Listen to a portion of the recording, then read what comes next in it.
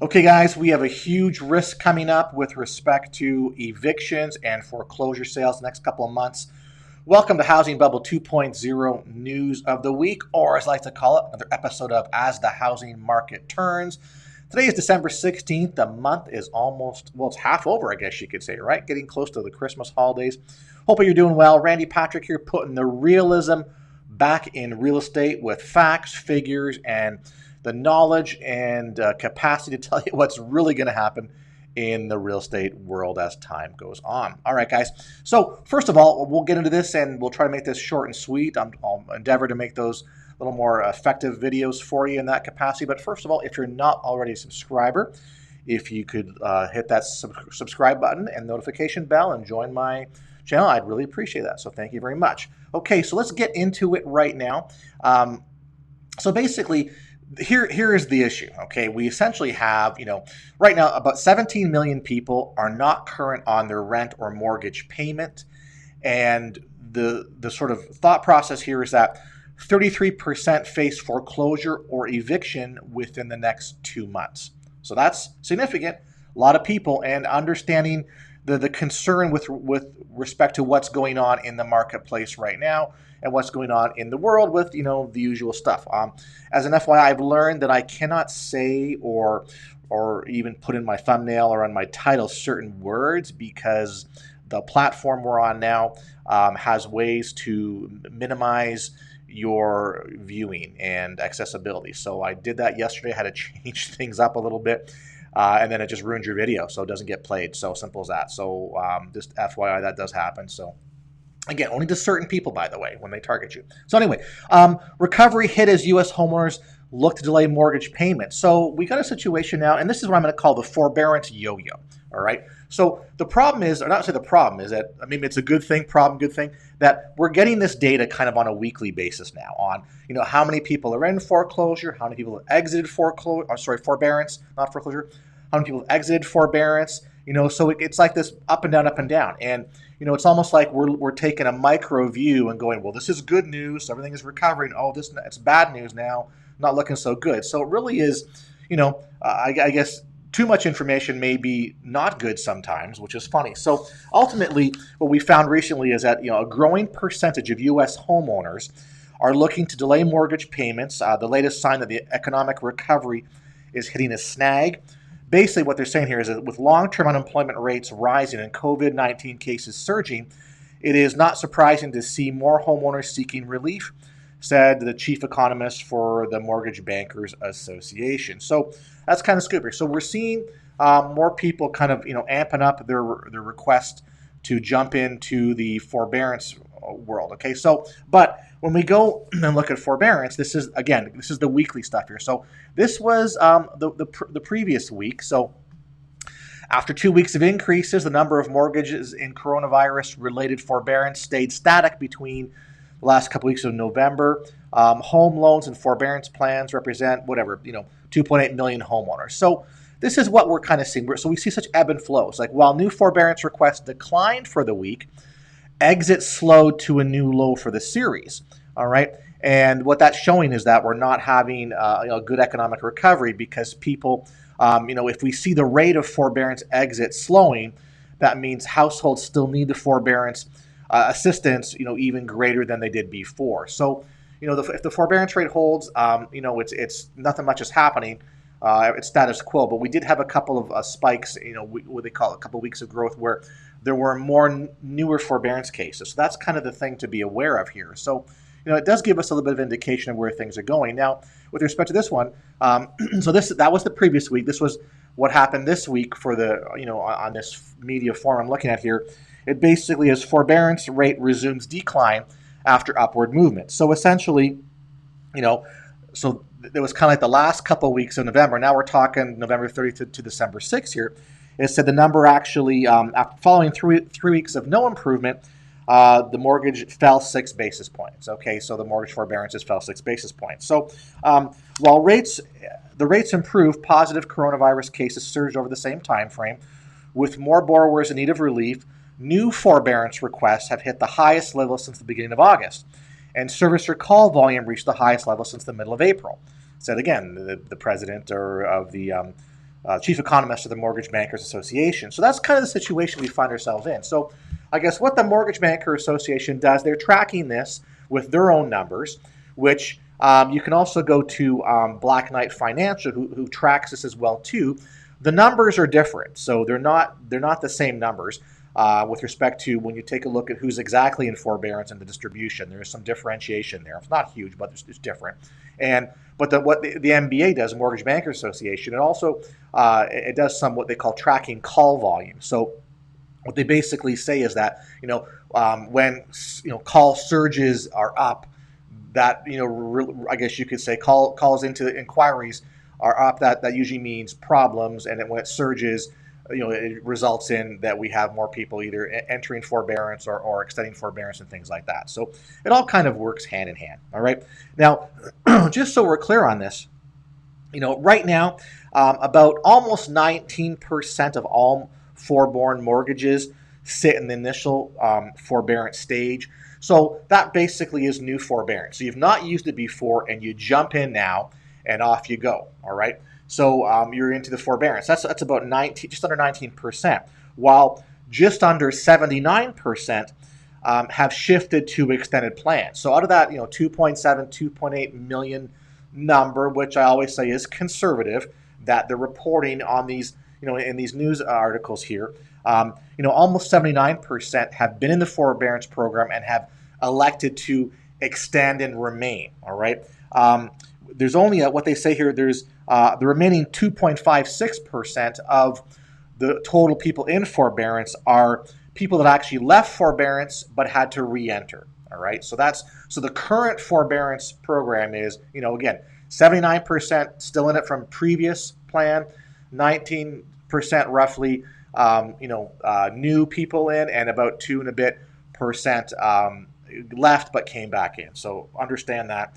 And that's just doing their survey of 49 servicers, 26 independent mortgage bankers, and 21 depositories. So they're making the rounds. They're trying to get good numbers. And again, this is the thing. So this is calculation, percentages, making some assumptions here. So that's why the numbers, we're going to see some variance here and there. All right.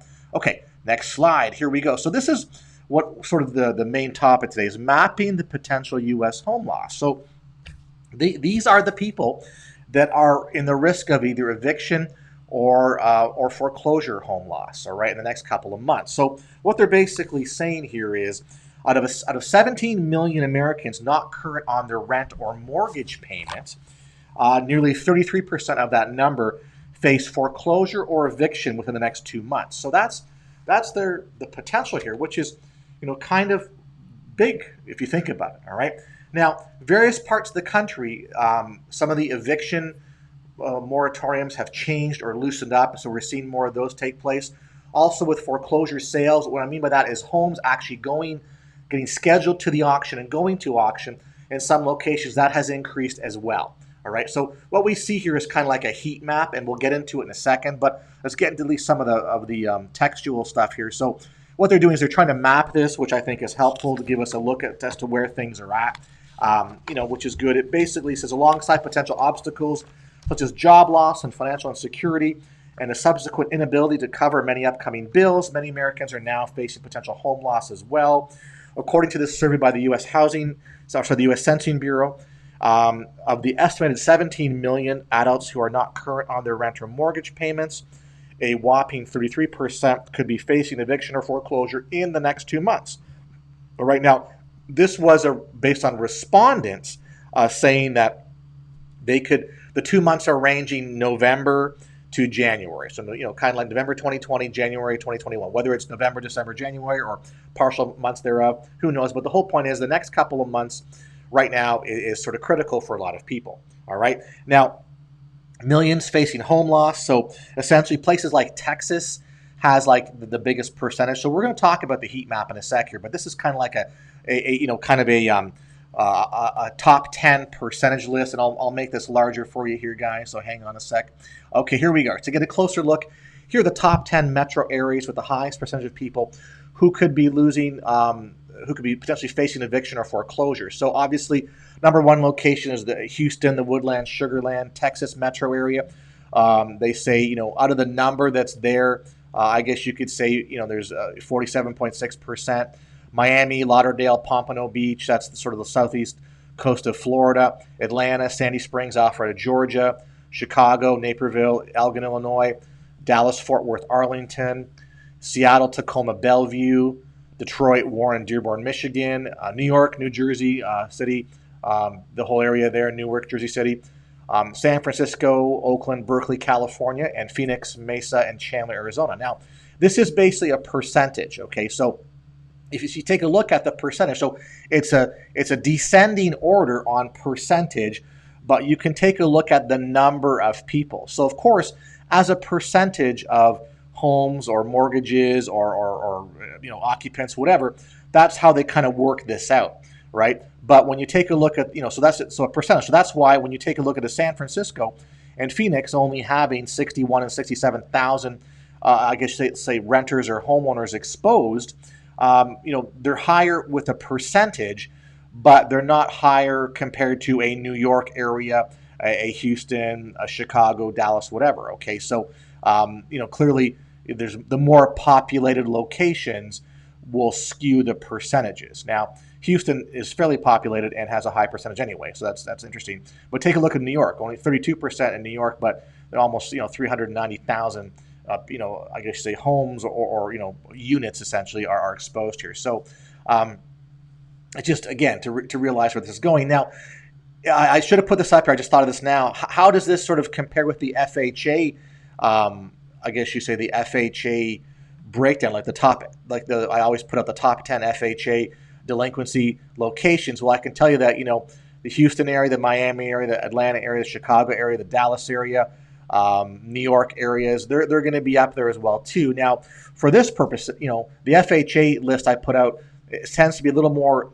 Some of the locations are smaller, like New York is New York. Newark is different. Okay, other parts of Jersey are different. You got New York proper, you got Long Island. So again, there's more than meets the eye on the FHA side. But again, it's like at least 2/3 of what's here are going to be on your top FHA delinquency list as well too. So it just sort of shows that everything is kind of running hand in hand here, or there's no surprises when you take a look at lists like this. So again, these are people who are exposed, and this is where you'd have a lot of potential problems. So now, obviously, we know that this is an issue. Let's take a look at how they map it here. So clearly, the darker the color, the higher the percentage of people in each state who are most at risk. So that's how it kind of works out here. So let me go so I can read this appropriately myself. So when we take a look at this, all right, when we take a look at this map, it basically it's percentage of at risk of foreclosure, eviction. Those are not current on rent or mortgage payments. So clearly, when you take a look at, I think the number one state is Louisiana at 56.2% of those behind on rent and mortgage payments could lose their home. So that's as a percentage. The next one looks like what? It looks like New Mexico at 52.7%. So that's a high percentage. And of course, you got areas like sort of like the sort of not, I don't know what color you'd call that. It's not really red. It's kind of like I don't know. I don't even know what the color you'd call it. But basically, when you're looking at Missouri, Wyoming, Oregon, Maine, New York, South Carolina, Iowa, whatever. So New York State. So you're kind of looking at those are kind of the next sort of darker shades of that reddy color, orangey burnt color there. And then, you take a look at places like California and Florida, which, to me, it looks like, hey, man, that's not a heck of a lot. They're kind of light, but realize that, as a percentage might be lower, but realize that, what are the most populated states out there? California, Texas, Florida, and New York, I believe, right? So Texas is significant, and that's the second most populated state out there. California and Florida, have lots of people as well, too. So they're a little less than the percentages. They're between 20 and 30%. But when you look at the numbers, the actual pay count numbers, we're going to see quite a bit here. So essentially, Delaware is the state I think that has the least amount of people at 15 and change, but you can see how that distributes. So obviously certain states are going to be lighter. Look at Utah. Utah looks like one of the lightest states, as well as Delaware, as well as Vermont, et cetera, and everything kind of moves up from there. And you got Louisiana as your most at risk with respect to the percentage of people that are at risk to lose accommodation. So again, it's generic, whether it's rent or foreclosure sale. I guess it's accommodation. That's the way it goes. Now, clearly, what's going on with respect to the moratoria that's out there. So each state may or may not have their own moratorium going on. All right. Some states still do. Some states, like where we are in Florida, do not have the moratorium going on here because they have decided to go along with the CDC's moratorium. You see, which that actually is going to expire at the end of December. So, but here's the scoop. So I'm not particularly concerned because I believe that they'll most likely extend that. That would seem to make sense. FHA, as we know, that the FHA moratorium went till the end of the year as well too, and they extended that for an additional month to January 31st. So that's interesting how that'll play out. And then I would most likely believe that the CDC is going to extend theirs at least to match up with the FHA, if not a bit more. The concern obviously is depending on where you live. So if you're in the Northeast where it's colder, or the Midwest up in the northern states there where it's colder and there's winter time here, people don't want to, I guess the governments in theory don't want to put people on the street in cold weather, having to look for homes, increasing homelessness, stuff like that. Obviously, with the COVID-19 pandemic, that's not helping as well too. There's going to be a concern there. So most likely we're going to see the CDC moratorium extended. I wouldn't be surprised if we hear that any day now. Just as an FYI, historically, so let's just pretend that there's no pandemic going on. Every year around this time, the government, and when I mean the government-backed loans, typically Fannie, Freddie, VA, FHA type loans, anything that was scheduled for foreclosure over the Christmas holiday timeframe typically got bumped. It got canceled or bumped into January because the same thing. They just didn't want to be, not nice people and have bad public relations of, putting people out in the street on December 24th or December 31st. You see, so not really, appropriate, I guess you could say, ways to do things. I mean, listen, what's a couple days is not going to matter. So just, again, I'm not too concerned. I'm pretty sure we're going to see at least the CDCs get extended. Individual states, I don't track, but, you could, whether they want to fall in line or do their own thing, obviously you'll find out through your local news, et cetera. Usually from the governor's office is when that information comes out. Now, this was the heat map as a percentage. When we take a look at the number of people, so clearly Texas has the most people. So on the left of this slide here, shows this large sort of, burgundy colored line, dark red line. It's over 700,000 people. That's in Texas. California's next with exposure at over 500. And let me look at it here on my paper so I can see. We got California at 510,000 plus people. You've got New York at almost at 509,000 people. Then it dips to Florida to 314,000 people. Then North Carolina, 199. New Jersey, 196,000. Ohio, 192,000. Georgia, Illinois, Michigan, Pennsylvania, Louisiana, South Carolina, Missouri, Alabama, Virginia, all over 100,000 people. They're between 100,000 to about 180,000, and then it drops at Tennessee, drops below 100,000 exposed people to Tennessee at 97,000. Indiana, Massachusetts, Oregon, Mississippi, New Mexico, Arizona, Washington State, and Maryland, and then it drops below 66,000 for the remainder of the states. The group with the state with the lowest exposure is Vermont, with only 4,400 people or units or home entities that are exposed there. All right, so that's kind of the scoop with respect to that. Obviously, probably based on property values, income, mortgage, pool, variance, things like that, types of mortgage, economy, driving forces, whatever. So you can see that certain areas are, again, now obviously the more populated states are what?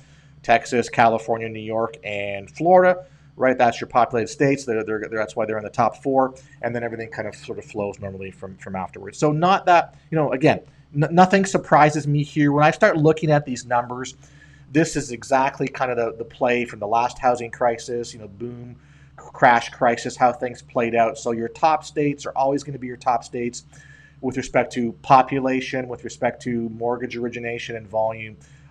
That's just the way it goes. All right, guys. So, but it's just interesting to see that this is like, if you look at websites, this is like, to me, the number one topic. Everyone's talking about the eviction problem and, oh my God, we're going to have homelessness and this and that. So clearly, if they've enacted forbearance, they've had eviction bans, from March, mid to end March till the end of the year, there's no reason why they're not going to extend them. Clearly, it's for safety reasons, health safety, regardless of how you believe this is rolling out.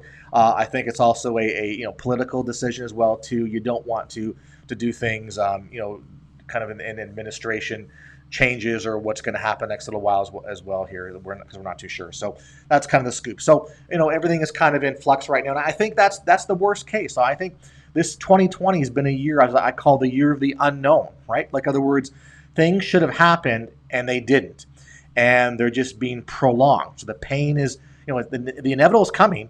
It's just more pain along the way, or more uncertainty. We're in limbo on a lot of things across the board, not just housing, politics, economy, jobs. Like, there's so many things that are going on that I think people are just really, we're just not sure what's going to happen. So you got to take it every day, day by day. But I did find this interesting too. So someone who's in my program sent this to me the other day. He's in Orlando area, and again, we talk about forbearance and the CARES Act and all these great things. Part of the deal was that if you jumped into a forbearance plan, you were not supposed to get any negative credit reporting on your mortgage. So you're not delinquent, you're just putting a pause on your mortgage. So we're seeing a lot more people who took the mortgage deferment through CARES and then are seeing their credit score plunging. All right. So this was a quick article the other day in the Orlando Sentinel, which basically shows a couple who, her credit score went from a 750 to a 568. All right, just because she's been in forbearance. So same did for her husband. So what I've learned is that, again, it's all about narratives here, and I think we all understand that, especially if you're here on my channel. That's how this is playing out here.